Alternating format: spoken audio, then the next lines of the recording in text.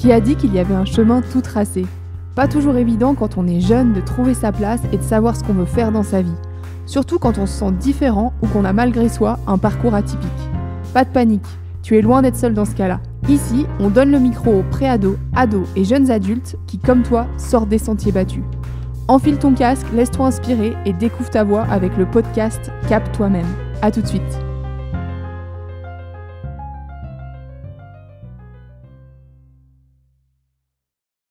Hello Louise, bienvenue sur le podcast. Re-bienvenue sur le podcast. Marine a encore oublié d'appuyer sur le bouton on. Bravo. Ça va ? Ça va et toi ? Ouais, t'as pu te chauffer la voix ? Oui, c'est bon là. Ouais. Ok. Est-ce que tu peux te présenter aux gens ? Qui es-tu et qu'est-ce que tu fais, s'il te plaît ? Je m'appelle Louise, j'ai 25 ans et je viens d'être diplômée de moniteur éducateur. Et donc, je vais commencer à travailler sur un dispositif d'hébergement d'urgence pour les demandeurs d'asile dans la région d'Annecy. Trop bien. Bravo déjà pour ton diplôme, Merci. C'est trop cool. Oui. Toi, tu as eu un petit peu un parcours pas évident avec l'école. Et puis, tu Oui. le disais juste là à l'instant, un peu révolté contre le système scolaire actuel. Est-ce que tu peux nous en dire un petit peu plus sur comment tu as vécu ça à l'époque et puis ton parcours ? Je suis partie en internat pour le lycée pour faire une section sportive assez loin de chez moi, à 2 heures de route. Ce que tu rêvais, ce que tu avais envie ce que je voulais tout. faire. Oui, c'est moi qui ai voulu faire ça, c'est moi qui ai demandé à intégrer ce lycée. C'était un lycée avec filière générale. Et donc c'était une super période parce que j'étais loin de mes parents, c'était la liberté, j'étais autonome dans ma vie plus ou moins. J'étais avec mes copains, c'était vraiment un sentiment de liberté, donc c'était une super chouette période. Mais en même temps c'était très difficile parce que j'avais un mal-être en moi sans trop savoir pourquoi. J'avais des périodes où j'étais angoissée, stressée un peu en permanence, où j'avais un gros manque de confiance en moi. Et c'était difficile sur ce plan-là. Ok. Tu as eu cette difficulté, à la fois c'était chouette parce que tu vivais cette indépendance, à la fois tu avais toutes ces difficultés, cette angoisse, ces peurs, c'est tout ça qui remontait, ce mal-être. Qu'est-ce qui s'est passé pour toi alors ? La première année de lycée, j'ai réussi un peu à jongler entre tout ce mélange d'émotions, à quand même apprécier ma vie de lycéenne. On nous met aussi, je trouve, une pression en nous disant que les années lycée, c'est les meilleures années de ta vie, qu'il faut profiter à fond parce que c'est là que tu vas faire plein de choses, que tu commences à être grand. Et en fait, moi, j'avais aussi cette pression-là de me dire profite. Alors qu'en fait, c'est complètement bête. Tu as le droit de ne pas être bien, tu as le droit d'être plus dur et c'est pas pour autant que déjà que tu vas pas profiter. Mais ouais, il y avait aussi ce côté-là où on nous met une pression un peu là-dessus. Moi, je sais pas combien de fois on me l'a répété. Alors que les années d'après sont tout aussi chouettes. Je faisais beaucoup de sport, donc ça me permettait de me libérer un peu. Je sais que quand je faisais du sport, j'étais bien. Ça me donnait confiance parce que j'excellais un peu dans mon sport. Ouais, toi tu faisais de la course d'orientation. Oui. D'ailleurs, on en parlera un peu après parce que des fois j'échange avec des jeunes et ils me disent « Non mais moi, le jour où j'aurai un talent, j'aurai confiance en moi. » Et toi, tu avais un talent, mais pourtant la confiance, elle n'était pas toujours tout le temps présente. Eh ben, ça donne de la confiance, ça c'est certain, parce que on fait ce qu'on aime en plus, et ça c'est super important. Mais après, il y a un côté où on en veut toujours plus. Moi, je faisais beaucoup de courses. Il y avait des courses que je gagnais et ça me donnait beaucoup confiance en moi. Il y avait des courses où je perdais et du coup, c'était même pas que je perdais, où je ne gagnais pas, juste. T'étais pas la première. Voilà. En fait, je m'en voulais. Je me disais que je m'étais pas assez entraînée. Et en fait, j'étais dans une recherche où j'en voulais encore plus. Alors que, y a un moment donné, tout le monde ne peut pas gagner et au contraire, et je trouve que c'est très bien d'avoir des passions, des hobbies et ça aide à nous donner de la confiance quand on fait ce qu'on aime. Je pense qu'il faut aussi trouver un juste milieu, il ne faut pas s'appuyer que là-dessus. Surtout dans le sport, il suffit d'une blessure et derrière, c'est terminé pendant un certain temps. Enfin, c'est trop fragile de se rappuyer que là-dessus et c'est important de trouver d'autres centres d'intérêt qui nous donnent confiance et puis accepter aussi que... Je pense que dans certains domaines, on a peut-être moins confiance, mais c'est comme ça. On maîtrise moins, mais c'est normal. Et juste l'accepter, qu'on ne peut pas être bon partout. Ouais, parce que toi, par rapport à la course d'orientation, tu avais été jusqu'à quel niveau déjà ? J'étais en équipe de France, j'ai fait beaucoup de championnats de France. Et après, j'ai fait quelques compétitions internationales, notamment des championnats d'Europe, des coupes d'Europe. Et j'ai fait les championnats du monde scolaires. Ok. En fait, c'est ça qui, je trouve, hyper intéressant, c'est que dans tous les cas, c'est ce qu'on vit à l'intérieur de nous qui est important et le discours qu'on a sur nous-mêmes, parce que tu as fait plein de choses, au niveau de la course d'orientation. Mais pour autant, des fois, si tu réussissais selon tes attentes, bah, tu avais confiance en toi. Et puis si tu réussissais pas selon tes attentes, bah, tu avais moins confiance en toi. Oui. Et ça à prendre en compte, quoi. Et puis il y a aussi une pression encore maintenant. Hein. Je suis énormément à l'écoute de ce que les gens me disent et j'ai toujours une peur de décevoir les autres. On a envie d'exceller pour nous, mais aussi pour les autres, quoi, de montrer qu'on y arrive pour les entraîneurs, pour les amis, pour ceux qui nous regardent aussi. Et ça, c'est en course d'orientation, c'est un petit monde. Enfin, je veux dire, on se connaît tous, c'est pas vrai, mais on se connaît beaucoup les uns les autres. Et bien souvent, en plus, c'est des familles d'orienteurs, donc on connaît les familles. Cette proximité avec les autres où on a encore moins envie, on sait qu'ils vont nous regarder, qu'ils vont regarder nos résultats et on n'a pas envie de les décevoir. Ok. Alors, pour revenir à l'école, finalement, ça a été compliqué à Saint-Étienne, c'est ça? Et puis, tu es revenue à Annecy, oui. Dans ta ville... en terminale, ouais. En terminale, mais ça a aussi été compliqué à ce moment-là, c'est ça? C'était pas non plus la solution? Non, en fait, en seconde, ça a tenu à peu près. Ensuite, je suis partie en filière scientifique sur les conseils de mes professeurs parce que j'étais une bonne élève, sauf que très vite, je me suis rendu compte que j'aimais pas les maths, j'aimais pas la science, j'aimais pas la physique et que j'étais pas du tout au bon endroit. Donc, j'ai demandé à changer de filière. Je suis partie en filière économique et sociale. C'était moins pire, mais ça me correspondait toujours pas. Et en fait, je savais pas ce que je faisais là. Moi, je voyais pas d'intérêt à aller en cours. J'apprenais des choses qui m'intéressaient pas. On nous demandait d'apprendre par cœur des choses qui nous intéressaient pas et je trouvais ça un peu stupide. Et à cette période-là, j'ai commencé à aller pas bien. Je faisais des crises d'angoisse. Il y a eu plusieurs fois où j'arrivais plus à me rendre en cours. Et je remettais ça comme j'arrivais pas à me dire que c'était lié à l'école. Ça paraissait trop absurde. Je remettais ça sur le fait que j'étais loin de ma famille, que j'étais fatiguée, que je faisais trop de sport. Et donc, avec mes parents, on a pris la décision que je fasse ma terminale dans mon lycée de secteur, donc en Haute-Savoie. Et là, ça a été encore plus difficile parce que donc, je me retrouvais dans un lycée que je connaissais pas. Je connaissais quelques personnes du collège, mais ça faisait 2 ans qu'on n'était plus ensemble. Ça a été encore pire. Et ce qui fait que très vite, dès les premiers temps, j'étais plus en capacité de me rendre en cours. Le matin, je partais et j'avais les larmes aux yeux. Je me mettais à pleurer. Je faisais des crises d'angoisse. Je tremblais de partout. Et donc, mes parents me disaient, rentre à la maison si ça va pas. Et en fait, c'est en allant voir une psychologue qui, elle, m'a dit, mais vous savez, vous avez plus de 16 ans, vous n'êtes pas obligé de vous rendre... l'école n'est plus obligatoire, donc si vous voulez... vous pouvez arrêter l'école et j'ai sauté sur cette occasion et en fait j'ai arrêté l'école comme ça. Après j'ai eu beaucoup de chance parce que mes parents m'ont toujours soutenue, m'ont aidée, m'ont accompagnée, voilà. Et qu'est-ce qui fait qu'à l'époque t'arrivais pas à remettre en question l'école en fait? Que ça te paraissait absurde de remettre en question l'école? Je sais pas si j'y arrivais pas ou si je ne voulais pas parce que déjà avant 16 ans c'est pas possible d'arrêter. Donc il y a un peu ce truc de se dire j'ai pas le choix donc autant que je l'accepte. Et même après 16 ans, c'est une décision qui est super difficile. C'était super dur à assumer, en fait, d'arrêter l'école. Et comme je te disais, moi, je trouve qu'on nous met une grosse pression scolairement. Il faut avoir des bons résultats. Il faut à tout prix avoir le bac, alors qu'il devrait y avoir d'autres alternatives. Et je crois que j'avais peur aussi d'échouer. Je n'osais pas dire que j'avais arrêté l'école et que j'avais pas mon bac. Parce que pour moi, les gens allaient penser que je l'avais loupé. Alors que c'est pas que je l'ai loupé, c'est juste que je l'ai pas passé. Et pendant longtemps, et encore maintenant, je dis que voilà, j'ai pas passé le bac et que je l'ai pas loupé. Alors qu'en plus, il y a tout à fait le droit de rater. Il y a très peu d'autres alternatives. Et en fait, je voulais pas me dire que c'était à cause de l'école. Et ça me faisait trop peur, je pense, de me dire c'est à cause de l'école, il faut que je trouve autre chose. Ouais, parce que finalement, si tu remettais en question l'école... C'est comme si tu remettais un peu en question la réalité en disant moi je ne conviens pas à cette réalité-là. Ouais. Donc je rentre pas dans le moule je suis différente et ça fait peur en fait. Ouais, à fond. Ouais, rien que d'y penser, je me dis waouh, ouais. C'est difficile de s'imaginer cette idée parce que sinon en fait ça te fait rentrer dans une spirale de tout ça. Et moi je pense que j'ai trouvé la force aussi à arrêter. Parce que j'ai été énormément soutenue par mes parents. Sinon, je suis pas sûre que j'aurais pu arrêter. Je pouvais m'appuyer sur eux. Je savais que j'allais pas me retrouver sans rien, à plus rien faire. Et puis, je savais aussi que j'aimais travailler. J'ai toujours aimé travailler, faire des choses, être active. et que j'allais pas me renfermer chez moi à plus rien faire et qu'il fallait juste que je trouve d'autres choses en fait. Oui, c'est vrai que des fois quand tu te dis en fait je vais arrêter l'école, on peut après soi-même s'imaginer ou commencer à se dire mais en fait est-ce que c'est parce que je suis une flemme ou est-ce que c'est parce que etc.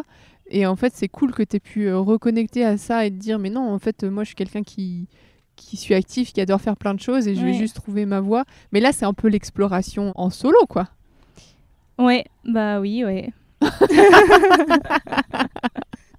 Ok. Le jour où tu as arrêté l'école, comment tu t'es sentie et puis comment tu as abordé la suite quoi, dans cette exploration, cette aventure un peu en solitaire Au début, ça a été très dur parce que j'étais complètement en décalage avec mes amis. Ouais. Je suis partie à l'étranger en fait, 3 mois dans une école de langue en Angleterre. Je suis rentrée même pas un mois et je suis repartie travailler là-bas. Et puis voilà, j'avais quand même tout ce décalage avec les copains où eux, après, fêtaient leur diplôme, fêtaient le bac, après rentraient en école supérieure. Et moi, j'avais ce décalage-là et c'était difficile quand même. Après, très vite, je me suis dit, il faut. Enfin, j'ai ressenti vraiment une grosse pression de la part de plein de gens en me disant, il faut que je passe le bac. Sans le bac, je peux rien faire, donc il me faut le bac. Donc très vite, je me suis inscrite en candidat libre pour passer le bac via le CNED. Et là, encore une fois, j'étais en décalage avec mes copains parce que eux étaient en école supérieure, faisaient autre chose. Et moi, j'étais dans des cours. Et puis le CNED, c'est l'enfer. C'est des pavés de bouquins à lire, des trucs qu'on comprend pas et on est tout seul. Puis va te motiver à travailler tout seul, c'est super dur. Et en fait, j'ai complètement décroché. Et puis encore une fois, moi, à cette période-là, je me disais, mais je vais passer le bac pour avoir le bac. Mais derrière, c'était hors de question que je fasse d'études, c'était hors de question que j'aille à la fac ou n'importe où. Je voulais plus en entendre parler. Je voulais travailler à droite, à gauche, faire des choses, voyager, mais je voulais plus faire d'études parce que j'étais trop mal dans une école. Et là, quand j'ai repris ma formation, j'ai mis beaucoup de temps avant de me dire, ok, je vais faire cette formation. Mais j'avais vraiment peur de retourner à l'école, en fait, de retourner dans un environnement scolaire, alors que ça n'avait plus rien à voir avec l'école classique, collège, lycée, mais j'avais cette trouille encore. Et c'est quoi qui te faisait peur ? C'est quoi dans cette trouille qu'il y avait ? Le fait de retourner en cours, assis sur une chaise, à écouter quelqu'un parler, à être noté, en fait. Parce que moi, j'associe ces notes à un jugement, en fait. C'est peut-être bête, mais typiquement, c'est ça aussi où moi je suis révoltée, parce qu'on pourrait s'en passer de ces notes, on nous compare. C'est mon prof de physique, c'est lui qui m'a envoyé en filière scientifique, en plus, quand j'étais en seconde, il classait nos copies en fonction de la meilleure note à la moins bonne note, en annonçant à tout le monde et en faisant des réflexions. Et c'était horrible, quoi, dans une période où on a déjà peu confiance en nous. C'est hyper dévalorisant et moi, je suis en colère justement contre ce système de notation et j'avais peur de retomber là-dedans et je suis retombée là-dedans et ça m'a énervée. Mais maintenant, vu que je suis un peu plus grande, j'ai pu justement faire part de mon mal-être là pendant cette formation justement par ces notes. Moi, je me rappelle aussi, ça m'insupportait les notes, mais vraiment, ça m'énervait qu'on puisse me noter. Oui. Et puis, ce qui m'énervait aussi, c'était... Tu vois, on voyait une question. Moi, il y avait une question que je trouvais passionnante sur un truc, puis elle valait 0,5 points. Oui. Et donc, si tu faisais 10 lignes sur 0,5 points, ça allait pas du tout, parce que tu avais trop parlé. Puis après, la question 4 points qui, moi, ne m'intéressait pas, et en fait, je devais répondre longtemps, parce que là, c'était important de répondre longtemps, quoi. Ouais, je trouvais ça genre... Moi, c'était au lycée, là, toujours avec ce même prof, je misais tout sur le bonus. Il y a toujours une question bonus, et c'était la question bonus. Et tu vois, typiquement, donc là, pour passer mon diplôme, on a fait des écrits et puis après, on avait des oraux sur nos écrits qu'on a rendus. Donc, quand on a passé nos oraux, il y avait, je sais pas, peut-être 5-6 jurys. Les jurys, c'était tous des personnes différentes. Et en fait, la note varie en fonction du jury sur lequel tu tombes, parce que tu en as des plus sévères que d'autres. Certes, ils ont une grille, ils doivent respecter, valider certains trucs, mais ça n'empêche que d'un jury à un autre, tu en as qui sont plus souples, d'autres plus durs. Toi, suivant comment t'es à ce moment-là, si t'es stressé, peut-être que le jury va être plus strict, ou alors il va être plus souple, ou suivant, si tu bafouilles, je trouve que ça dépend tellement de rien, alors que nous, on devrait juste nous dire, en fait, oui, tu remplis toutes les conditions qu'on demande pour que derrière, tu puisses avoir ton diplôme, donc c'est bon, on te le donne, ou là, il manque 2-3 trucs, on sent que t'es pas assez à l'aise là-dessus, donc c'est en cours d'acquisition et on peut pas te valider ce module-là. Et pourquoi pas rajouter une notion, c'était vraiment excellent ce que tu as fait et on te met une notion très bien, j'en sais rien, éventuellement, mais il n'y a pas besoin de mettre des 12, des 13, des 14, enfin ça correspond tellement à rien, quoi. Et moi, ça me met en colère, en fait. Et puis, ouais, parce qu'après, on est tous à vouloir se comparer les uns les autres et comparer quelque chose qui n'est pas comparable, en fait. Parce qu'on parle de nous, en plus, surtout pendant ces oraux-là, on parlait de nous, de notre pratique, de ce qu'on a fait, de ce qu'on a vécu sur nos lieux de stage. Et d'un stage à un autre, c'est pas du tout la même chose. Il y en a qui vont avoir eu des stages un peu plus faciles ou bien encadrés par l'équipe, tout ça, ou d'autres, c'était beaucoup plus difficile. On était livrés à nous-mêmes, on a été face à des situations super difficiles et on parle de ça, donc c'est compliqué. Et mettre des notes là-dessus, moi, je trouve ça aberrant, en fait. C'est quoi la différence que tu fais entre une note et un feedback ? Enfin, tu vois, genre, comme tu disais, une appréciation. L'appréciation, elle est plus représentative de ce que tu présentes le jour J, en fait. Que la note, pour moi, elle correspond à rien parce qu'on a été noté, mais il n'y a aucune appréciation derrière. Et puis l'appréciation, elle peut t'amener quelque chose, elle peut te dire, voilà, il faudrait que tu travailles là-dessus, ou ça c'est bien, c'est super, tu maîtrises, ça peut t'aider, en plus ça peut te donner confiance, de dire, là-dessus, waouh, tu nous as épaté, c'est super ce que tu as fait, donc ça donne confiance, ça motive, et dire, là, t'es un peu plus en difficulté, je trouve que c'est plus précis. C'est constructif. Ouais, constructif, exactement. Alors qu'une note, finalement, oui. Ça veut rien dire. Ça veut tout et rien dire. Ok. Et après, c'est mon avis. Je le partage, donc c'est bon, c'est validé. Allez. Je trouve ça quand même assez impressionnant de se dire, ok, je lâche la voix de tout le monde et moi, je construis mon propre chemin. Comment tu as réussi à te trouver là-dedans et quelles ont été tes questions, tes difficultés, tes challenges ? Parce que c'est un peu avancé à l'aveugle, avec toute la pression, comme tu dis, de la société, les doutes en disant « Mais attends, Louise, t'es sûre de toi ?» Non, non, je ne suis pas sûre de moi. D'avoir tous les doutes des autres, les tiens, et en même temps de dire « Ok, j'y vais, j'explore ma voie. » Enfin, t'avais pas d'autre solution parce que l'école, c'était pas une option pour toi, dans ce que tu vivais. Comment t'as fait ? Justement, on m'a mis une telle pression. Comme j'ai arrêté l'école, il faut que je fasse quelque chose. Il faut que je travaille, il faut que j'en fasse plus, en fait, pour montrer que, ok, je suis pas une feignante, que je vais pas me laisser aller, que je suis capable de faire plein d'autres choses, en fait. Et je crois que je le faisais clairement pour les autres et pas pour moi. Et très vite, je me suis complètement épuisée. Et c'est là où j'ai fait une dépression. Et en fait, donc, ça a été très difficile. Et je me suis retrouvée chez mes parents à plus rien faire, à lâcher prise pendant 1 mois, je crois, parce que voilà, ça n'allait plus du tout. Et je me suis vraiment reconstruite petit à petit. Mes parents m'ont beaucoup aidée. C'est là aussi où je me suis rendu compte de mes vrais amis, ceux qui prenaient des nouvelles, ceux qui s'intéressaient, ceux qui m'aidaient, ceux qui me redonnaient confiance. Pendant 1 mois, je me suis posée, je me suis vraiment questionnée sur moi, sur ce que je veux faire, sur ce que j'aime. Et petit à petit, je me suis un peu reconstruite comme ça. Et c'est là où je me suis dit, ok, maintenant, où est-ce que tu voudrais travailler ? À quoi tu peux prétendre aussi en n'ayant rien, faut le dire. Mais voilà, et j'ai commencé à travailler à droite, à gauche. En fait, c'est en allant travailler que je me rendais compte de ce que j'aimais et ce que j'aimais pas. Pendant très longtemps, j'avais honte de dire que j'avais pas le bac. Enfin, je le disais pas même. J'avais honte de mon parcours, j'avais quand même très peu confiance en moi.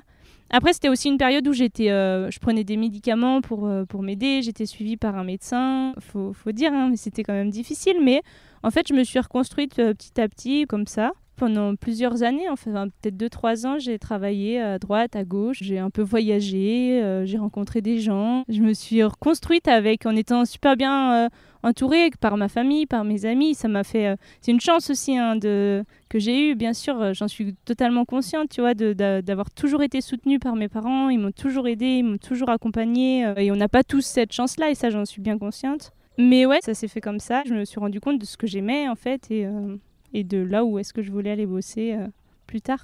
Et du sens que je voulais donner à ma vie. Je fais une petite parenthèse avant de te poser une question. Une fois, j'ai découvert, je sais plus comment, mais dépression, c'est l'accumulation, donc la pression qui monte et qui fait qu'à un moment donné, on passe dans l'extrême opposé où en fait, on lâche tout et on n'en peut plus. C'est dépression, c'est lâcher la pression qu'on s'est mise avant. En fait, on a besoin d'un retour vers soi et ça passe par certainement un moment de mal-être, de retour à soi très intense. Parfois très difficile, mais souvent c'est en lien avec toute la pression qu'on a vécue avant, interne ou externe. Et j'avais trouvé ça intéressant comme point de vue. Là, ça a été ça. Et puis, le fait de lâcher prise sur tout, ça m'a vraiment obligée déjà à me reconstruire et à réfléchir sur comment en fait j'allais me reconstruire. Et c'est la première fois, je pense, où je me suis vraiment intéressée à moi et à me dire, mais en fait, qu'est-ce que j'aime réellement ? Qu'est-ce que je fais ? Parce qu'on fait beaucoup de choses pour les autres, on fait beaucoup de choses parce qu'on nous dit de faire comme ça, parce qu'on a, voilà, que ce soit via les parents, les amis, l'école, on nous met on nous guide, en fait, on nous mène là où il faut qu'on aille, mais sans vraiment se questionner sur soi, sur qui on est et qui on a envie d'être et de devenir. Et moi, ça s'est fait à cette période-là. Ok. Et à cette période, justement, qu'est-ce qui t'a aidé ou qu'est-ce qui t'aurait aidé dans cette période ?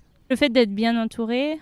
Clairement, moi, j'ai fait pas forcément un tri, mais je me suis vraiment reposée sur mes amis très proches. Je me suis vraiment rendu compte de qui était là pour moi et ça fait beaucoup de bien de se rendre compte aussi qu'on n'est pas seul, que même si parfois on a l'impression qu'on est seul, et ben on l'est jamais vraiment. De pouvoir compter sur les autres, que ce soit la famille, les amis, des professionnels extérieurs. Et puis de prendre le temps, je crois que c'est super important aussi. Encore une fois, on nous met la pression sur il faut profiter à fond, il faut faire plein de choses. Mais des fois, il y a besoin de prendre le temps, d'accepter aussi que ça va pas bien pour pouvoir mieux rebondir, d'accepter que ça va mal et qu'on sait pas d'où ça vient, mais c'est pas grave et on trouvera peut-être plus tard et peut-être qu'on trouvera pas, mais juste accepter que ça va pas bien parce je trouve qu'aussi on vit dans un monde où on a l'impression que ça va tout va super bien pour tout le monde. Notamment je pense aux réseaux sociaux en fait où on poste tout ce qui va bien et on passe jamais les moments où ça va moins bien et moi je sais que ça m'a fait du mal aussi ça j'ai l'impression que tout le monde vivait sa meilleure vie alors que moi j'étais au fond du trou et j'ai mis longtemps avant de me rendre compte que non en fait les gens montraient des facettes de joie de vie qu'ils ressentaient mais en fait c'était pas la réalité de leur vie quoi et je pense que il faut parler, il faut oser parler et le fait de parler de nous ça aide les autres aussi et c'est en parlant qu'on se rend compte qu'on n'est pas seul. Ouais. Et d'ailleurs, autoriser, c'est pas parce qu'on a une super chouette vie et qu'on a de la chance et tout ça qu'on peut pas aller mal. Et en fait, c'est arrêter de croire que le mal-être a forcément une raison. Il a potentiellement une raison, mais des fois, on peut aussi être mal parce qu'on ressent autour de nous, par plein d'autres choses qui n'ont pas forcément une raison très tangible. Et je pense que s'autoriser à se dire je vais mal, je sais pas pourquoi et c'est ok. Malgré le fait que ma vie soit chouette et que j'ai plein d'opportunités, ça c'est pas l'oublier parce que sinon après on se met une double pression, double claque, on se dit je vais pas bien et en plus j'ai pas le droit d'être pas bien donc je vais encore moins bien. Ouais. Moi ça a été pendant longtemps ça a été mon cas parce que j'ai toujours fait ce que je voulais faire parce qu'il y a eu ça aussi où en fait j'ai demandé à arrêter l'école, j'ai arrêté l'école. D'abord j'ai demandé à aller en internat, je suis allée en internat, j'ai demandé à revenir dans ma famille, je suis revenue dans mon lycée de secteur, j'ai demandé à arrêter l'école, j'ai arrêté l'école, j'ai demandé à partir en Angleterre, je suis partie en Angleterre et puis c'est toujours mes parents qui ont tout financé et moi j'avais une grosse culpabilité de ce côté-là aussi. En fait déjà, je faisais parce que j'avais besoin de faire pour me prouver des choses que j'avais pas besoin de prouver, pour prouver aux autres alors que j'avais aucune preuve à faire. Je culpabilisais aussi de me dire j'ai pas le droit d'être malheureuse parce qu'en fait mes parents ils me soutiennent, ils vont toujours dans mon sens alors j'ai pas le droit de leur dire qu'en fait ça va pas, j'ai pas le droit de leur dire je regrette d'avoir fait ça alors que si, on a le droit de se tromper et même c'est en se trompant qu'on apprend. Et ça, c'est super important aussi, je pense, d'accepter qu'on s'est trompé de voie, d'accepter qu'on n'aurait pas dû faire ça, qu'on n'aurait pas dû aller là et de le reconnaître. Et on est beaucoup dans ce cas-là aussi. Donc, et encore une fois, en parlant, on va se rendre compte qu'on n'est pas seul et que c'est pareil pour les autres, et que c'est dur aussi pour les autres. Et avec le recul, on n'est pas toujours obligé d'avoir une raison pour aller pas bien, mais et là, je me contredis un peu, mais c'est pas grave. Et selon toi, qu'est-ce qui fait que justement, tu avais ce mal-être à l'époque ? Ça venait de quoi ? Je sais pas. Toujours un mystère. Je sais pas. Et puis j'y ai réfléchi un peu, mais sans trop non plus y réfléchir parce que j'ai l'impression que maintenant c'est fait. Je pense que c'est un manque de confiance, un système scolaire qui me correspond pas, tout simplement. Le fait que moi j'ai toujours eu peu confiance en moi et je me compare toujours beaucoup aux autres. Et le fait de me retrouver dans un environnement où justement on nous compare sans cesse. Je crois que ça me convenait pas, ça m'allait pas. Et ouais, j'ai toujours eu besoin de faire plus alors qu'en fait, c'était pas nécessaire. J'arrive pas vraiment à expliquer pourquoi à l'école... j'ai des éléments de réponse, mais ça s'arrête là. Des petits bouts de réponse. Ouais.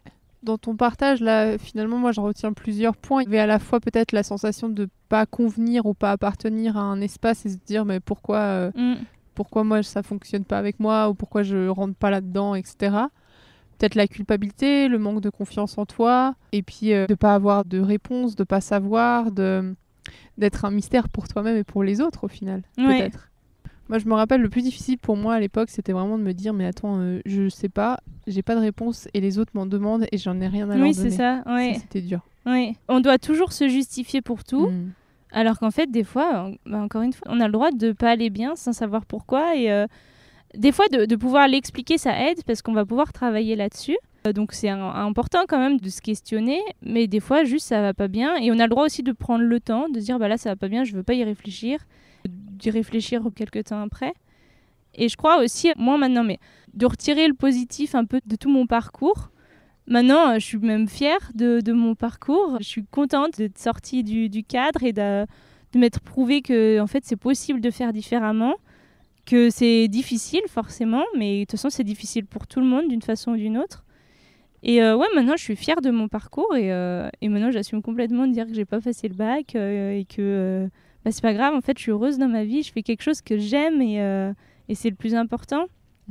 Et je pense qu'il faut essayer de s'appuyer sur ce qu'on aime, essayer de se questionner. Puis encore plus dans une période d'adolescence où on est jeune aussi, il y a ça aussi, il faut le dire, et qu'on a le droit de se planter, on a le droit de recommencer. Quand on voit, moi là, pendant ma formation, il y avait plein de gens qui étaient en reconversion professionnelle, qui étaient plus âgés, et je trouve ça génial en fait, de changer de voie, d'accepter que on a bossé pendant je sais pas combien de temps dans tel métier, et en fait ça nous convient plus, et de recommencer. Et c'est pour ça qu'il ne faut pas hésiter à essayer et à admettre que ça ne va pas et de recommencer. Mais c'est dur, c'est sûr que c'est dur. Des fois, c'est de se dire qu'est-ce qui est le plus difficile ? Est-ce que le plus difficile, c'est d'essayer de nouvelles choses, se tromper, potentiellement ? Ou est-ce que c'est de rester dans un endroit qui ne nous convient pas et peut-être faire un peu la mesure pour chaque personne et voir... Et puis essayer de passer outre tout ce qu'on nous renvoie. Quand on est jeune, on supporte la peur que nos parents nous renvoient. Moi, je me rappelle, j'en ai longtemps discuté avec ma mère. Elle a grandi avec cette peur de se retrouver au chômage parce qu'elle était dans une période où autour d'elle, il y avait pas mal de personnes au chômage qui galéraient financièrement. Et elle avait cette peur-là. Et moi, le fait d'arrêter l'école, ça lui renvoyait un peu ça. Et j'ai eu de la chance, encore une fois, parce qu'elle m'a transmis un peu cette peur-là, mais minime en fait.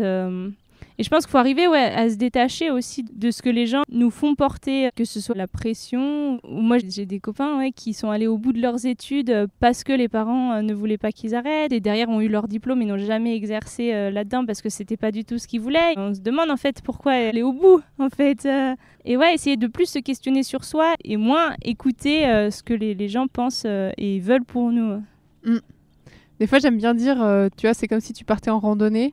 Et puis qu'il y en a, ils ont un peu peur pour toi, alors ils te disent tiens, prends des sandwichs, et puis prends des médicaments, et puis prends de l'antivenin, machin. Et puis c'est normal, on prend tous des trucs dans notre sac à dos, il y a des trucs que nous on a appris, que les autres nous ont mis dans le sac à dos. Mais c'est juste de prendre un petit temps pour regarder ce qu'on a dans le sac à dos, voir ce qu'on veut garder. On peut aussi garder des choses qui appartiennent aux autres en disant bon bah voilà, il m'a laissé un sandwich en plus, est-ce que j'ai envie de le porter au quotidien ou pas ? C'est ok, mais au moins d'être conscient qu'est-ce qu'on a dans notre sac à dos et qu'est-ce qu'on laisse derrière, quoi. C'est ça, et puis il faut quand même trouver le juste milieu parce que les autres sont quand même peuvent avoir de bons conseils et encore plus dans une période d'adolescence où on a envie d'écouter les grands parce que eux ils savent, ils ont de l'expérience et tout, mais des fois ils vont pas tenir le discours dont on a besoin. Il faut arriver à prendre ce qui peut être bon pour nous et à ne pas écouter et à oser faire différemment là où on s'en sent capable, mais c'est super difficile. Ouais, c'est une mesure à prendre et c'est pas toujours évident. Et c'est vraiment en lien avec la confiance aussi. Et selon toi, justement, tu disais je suis fière de mon parcours. Qu'est-ce qui t'a apporté ton parcours dans qui tu es aujourd'hui, d'être sortie du cadre, d'avoir osé questionner en fait vraiment et puis de dire mais est-ce que ça c'est vraiment juste pour moi ? Et puis d'explorer. Déjà, ça m'a emmenée là où je voulais aller, réellement, alors que je ne savais pas à l'époque. Ça m'a fait grandir aussi, ça m'a appris beaucoup de choses. Ça m'a permis de faire des super belles rencontres, de travailler dans des domaines où j'ai fait pas mal de petits boulots. Je les ai faits parce que j'avais envie de les faire et c'était génial et ça m'a fait grandir. C'est tout bête, mais on va parler d'une profession alors qu'on n'a jamais rencontré les gens qui bossent là-dedans. On va les critiquer alors qu'en fait on n'en sait rien et on ne connaît pas leurs conditions de travail, on connaît pas... Et voilà, moi ça m'a permis aussi de découvrir en fait plein de choses. J'ai fait ma formation au bon moment. Si je l'avais fait direct après le lycée, j'aurais pas été assez mature, j'aurais beaucoup moins apprécié en fait et je pense que ça aurait été même trop difficile. Génial. En fait, tu vois, je réfléchis parce que je me dis, je fais un parallèle qui me vient là comme ça maintenant. Cette histoire de, tu sais, les enfants qui naissent dans une famille bilingue. Oui. Et bah, ils apprennent à parler en général plus tard que les autres enfants. Maintenant, on sait pourquoi. C'est parce qu'en fait, ils ont beaucoup plus de mots à apprendre, beaucoup plus de nuances, beaucoup plus de choses comme ça. Et donc, ils mettent plus de temps. Mais il y a une époque où on se disait, mais attends, ces enfants, ils ont un problème. Pourquoi il met autant de temps à parler celui-là ? Et en fait, maintenant, on sait aujourd'hui que c'est parce que leur monde intérieur est plus riche, au final, d'une langue en plus. Et là, je me rends compte, tu vois, des fois, en termes de maturité, là, comme tu viens de l'évoquer, ou des fois, quand on a, peut-être selon notre profil, on a plus peut-être d'informations, on a un autre vécu différent, ou une certaine sensibilité qui fait qu'on a d'autres choses à intégrer à l'intérieur de nous, et que notre maturité, elle vient un peu plus tard pour pouvoir faire d'autres choses et être capable de parler, ou être capable de faire nos choix de vie. Mais parce qu'en fait, on a d'autres trucs à intégrer avant et que ça met plus de temps que la moyenne. Je me suis souvent fait cette réflexion où je vois, en fait, on en parle des fois avec des amis, où on se dit, mais nous, on a mis vachement de temps par rapport à la moyenne à nous stabiliser. Oui. Mais pourquoi donc, en fait ? Et je me dis peut-être que c'est un peu cette même chose que les enfants qui apprennent des langues, plusieurs langues quand ils naissent, bah, ils mettent plus de temps parce qu'ils ont plus d'infos. Et moi, je me demande si à un moment donné, on n'a pas, de par une certaine sensibilité, eu plus de questions à gérer, plus de choses comme ça. Et en fait, notre maturité, notre stabilité, elle est venue un peu après, quand on a pu intégrer toutes ces parties de nous. Ouais, c'est possible. Je sais pas, c'est une réflexion comme ça. Ok, on arrive tranquillement à la fin. Dernière petite question qui est hyper importante. Imagine, tu rencontres ou Louise ou une jeune fille ou un jeune garçon qui te ressemble et qui vit plus ou moins la même chose que toi. Qu'est-ce que tu aurais envie de lui dire, toi, aujourd'hui, avec ton expérience ? Si c'est moi que je vois plus jeune, je dirais « change rien ». Parce que je me suis longtemps posé cette question en me disant bon, si j'avais pu faire différemment, qu'est-ce que j'aurais changé ? Et en fait, j'aurais rien changé. Non, mais sinon, bah voilà, dire de prendre le temps, d'arrêter de se mettre la pression de il faut profiter, parce que c'est débile. Toutes les phases de la vie sont belles. Les périodes lycée, bah pour moi, c'est pas les meilleures périodes de ma vie en fait, et c'est pas grave du tout.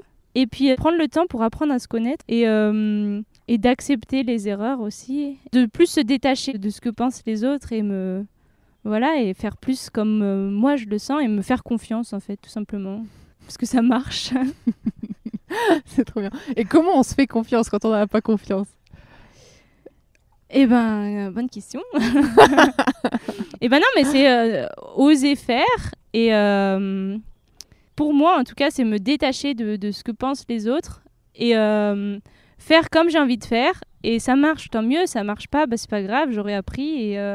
Et ouais, à vraiment accepter l'échec qui n'est pas un échec. Hein, parce qu'au contraire, chaque échec apprend beaucoup de choses. Parce qu'on est tous plein de ressources. On s'en rend peut-être pas forcément compte, mais on est tous hyper riches. On peut tous se tourner vers quelque chose qu'on aime. Et donc voilà, quel sens on veut donner à notre vie. Donc se questionner, se donner de l'espace, se faire confiance, se détacher du regard de l'autre. Et ce côté change rien et vas-y quoi, et confiance, avance. Et puis c'est très bien comme t'es. Et tu vas trouver. C'est marrant, à chaque fois que je pose cette question, c'est à chaque fois ça. Ah oui ? Ouais. À chaque fois, les gens ils disent en fait, je me serais dit tranquille, fais-toi confiance, j'aurais dû me faire confiance depuis le début, etc. Et la confiance, des fois, on a tendance à croire que tiens, il y en a, ils sont nés avec, puis d'autres pas. Alors, d'une certaine manière, peut-être oui, on grandit, mais j'ai l'impression que la confiance, c'est aussi à un moment donné un choix où on se dit je décide de me faire confiance, je décide de croire en moi, je décide de. Alors, bien sûr, ça se fait pas en un claquement de doigts, mais ça enclenche un process de se faire confiance. Et ne pas se faire confiance, c'est aussi une décision, c'est aussi un choix, à mon sens. Mais on s'en rend pas compte, qui est peut-être inconscient. Je décide de favoriser la partie de moi qui doute. Ouais.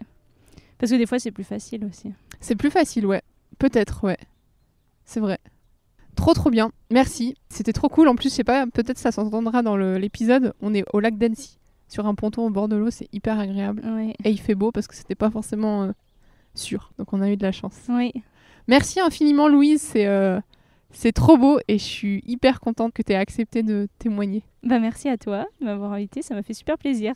Ouais, c'était trop chouette. Ouais. Belle journée alors.